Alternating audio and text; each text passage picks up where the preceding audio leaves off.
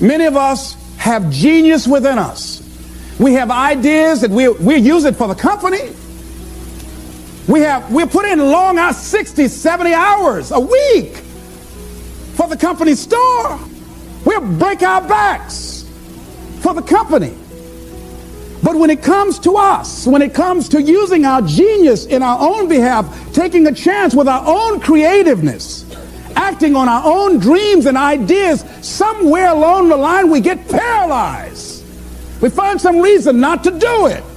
Oh, I did that. I'm not as good as they are. I don't have their education.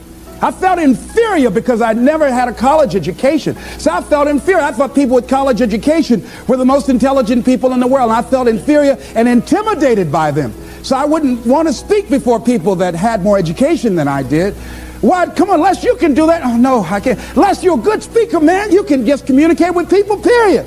Well, I'm not, there's just some things I just don't know. And can I pass? Get somebody else. I got a friend, man. This guy has a master's degree. He's real good. Get him. But I'm not the one to come speak to that group. See, I didn't know what I had in my hands. And fortunately, I had somebody around me who saw what I had and was willing to work with me until I could see it too. See, that's what many times we have to have. Somebody could look beyond our faults and see our needs. And hold that vision until we are able to capture that vision ourselves. How do we handle some fears? I was talking with my friend Pat Johnson, who's the president of Begin Within seminars. Think about some major fear you have. Here's one thing she said, which is good. She said, Les, if you got a real major fear, she said, take a deep breath and see yourself strong enough and more than able to handle that fear, whatever it is. Everybody take a deep breath. Whatever that fear, just feel that you have the strength and the power and the capacity to handle it. Another friend of mine named Ron Weiner, he says, when I'm confronted with a fear, I just practice the art of looking beyond the fear. I go behind it and see it already completed, see it already resolved. And then I carry myself accordingly as if it already is taken care of. That dispels the fear for me. Another friend of mine by the name of Jack Wilson said, when I experience fear, I think about when I was in Vietnam and what I handled back then, and I look at what I'm dealing with right now, and the fact that I survived that, the fact that I had other kind of situations that were close calls, or that I was overwhelmed with fear, and I came through it, then I look at this and says, this is nothing here. And we've all had that experience, what Jack had. How many of you had some situations that you were in that you were overwhelmed with fear? You didn't know how you're going to come out, how you're going to survive. And you did. You survived and you didn't die. Raise your hand if you survived, all right? So what you got to do, whatever that was, whatever that state of consciousness, whatever that self-confidence that you had, however you stood up within yourself, here's what we know. You survived. Here's what we know. You're still here. You didn't die. Hello, you did not die. You didn't die. You hear that? You didn't die. You're here right now. You got it and you handled that fear. You kicked it out of there. All right? Remember that play Color Purple? I remember when Albert told the girl she couldn't go with Suge. He said, where you going? This girl been wanting all her life live her dream. But she was afraid. She felt incompetent and he had beaten her down and her self-esteem had eroded. He said, where you going? You can't talk. Suge can talk. You ugly, you dumb, Suge got class, you ain't got nothing. Where you going? You ain't gonna make it, you're gonna fail. She said, look here, I might be ugly, I might be dumb, I might can't talk. She said, but I'm still here. I'm still here. And so as you begin to look at the fears in back of you, you came through those fears and you're still here. See, that's a testament about how powerful you are. And so whatever the volcano is, you have the capacity to take that volcano on, the capacity to jump in it and find your true identity. Here's another thing that keeps a lot of people from taking on the volcanoes and jumping into the challenges that they're confronted with. The fear of making mistakes or not feeling good enough. Guess what? You're going to make some mistakes. You're going to make a lot of mistakes. Guy said this, and it's true. He said, the person who has never made a mistake hasn't done anything. If you're going to make some mistakes, if you want to do something out here, you're going to fall flat on your face. You're going to be criticized when you come out into the arena called life. You're going to feel awkward and stupid and dumb sometimes. It goes with the territory. But it's okay. What's important is that you bring your stuff out here. Are you good enough? Prepare yourself. See, there's no substitute for competency. A positive attitude won't get it. Being enthusiastic won't get it. So you got to prepare yourself. You've got to develop yourself. You've got to practice. You've got to work. You've got to do your homework. You've got to do your research. See, a lot of people have a yes, I can attitude, but a no, I can't aptitude. And competency builds confidence. And confidence feeds into competency. See, the better you become, the more confident you feel. And the more confident you feel, the better you want to become. You realize that you have no ceiling. That you can better whatever you've done so far. You can go beyond that. You don't become cocky and arrogant, feeling that you've already arrived, as most people have. And that's why they've settled for less than what they rightly deserve in life.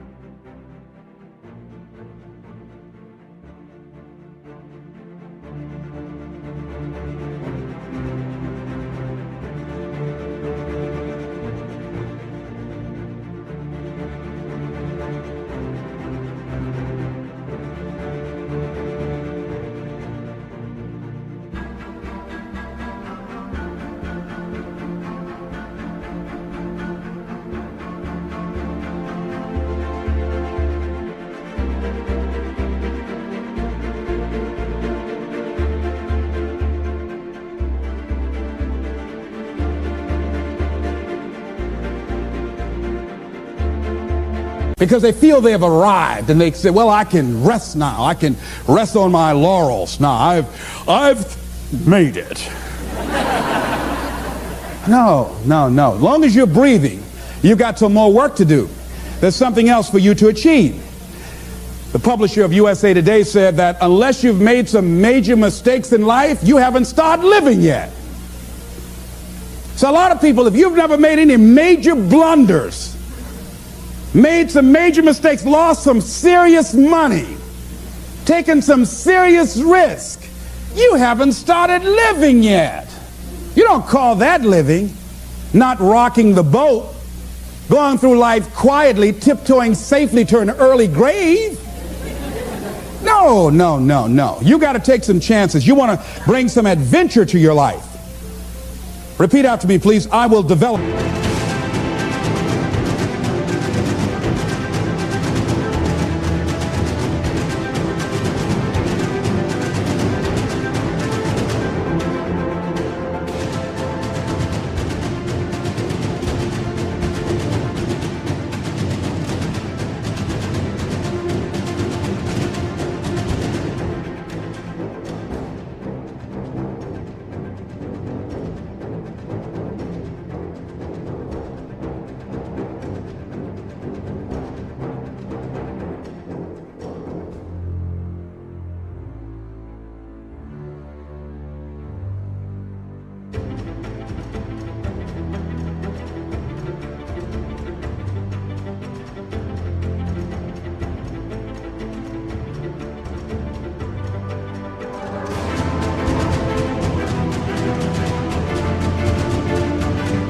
Myself, sharpen my skills. I'm good, better than good, and better than most. Shake somebody's hand on your right and left and say, keep getting better. Keep getting better. Here's something else. See, a lot of people, because they don't want to make any mistakes, it takes us to the next level. A lot of people don't want to fail. Fear of failure, fear of success, and guess what else? Fear of the unknown. I saw a guy last week, came up to visit me.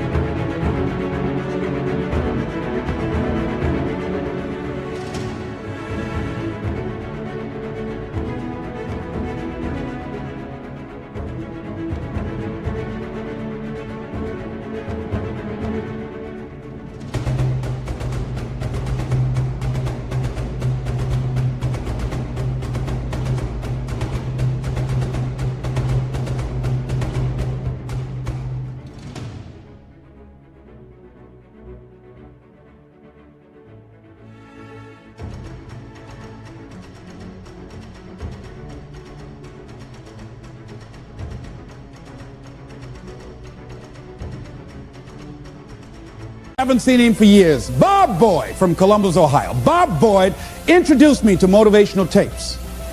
Introduced me to a lot of motivational speakers and positive thinking, and a multi-level marketing company at that time called Bestline Products had an inspirational leader named Bill Bailey. Jim Rohn was in that as well. And so Bob Boyd, that folded.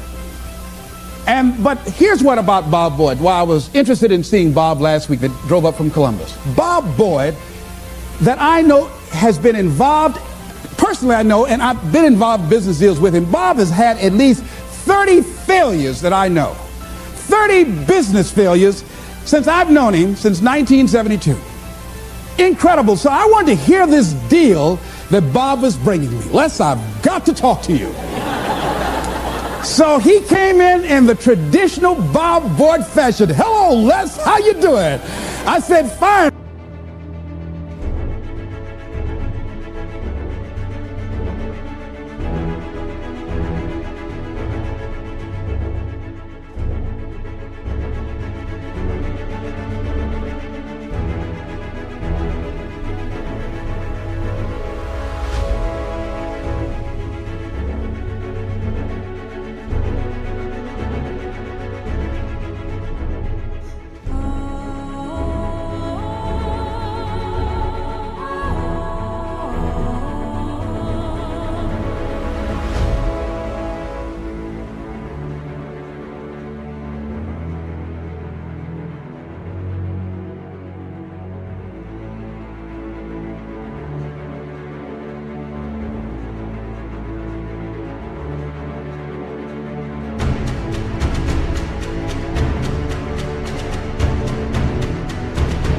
Bob, I wanted to know if Bob had lost in his fire, steam, had life beaten his dream out of him. Bob said, Les Brown, I've got a deal. You know, you get exposure to a lot of people. Man, I've got a deal. I'm thinking, does he want me to join Amway? What is this? Man, I've got something going. Man, this thing, man, Les, it's a money machine. I said, tell me about it, Bob. But here's what was going on in my mind. Bob didn't mention anything about all the losses, deals we'd lost some money on. It never came up in conversation. It was like, this is the first deal he ever brought me. I said, what courage. You know what Winston Churchill said? You know what Winston Churchill said about courage, Pat? He said, courage is the ability to go from failure to failure without losing enthusiasm.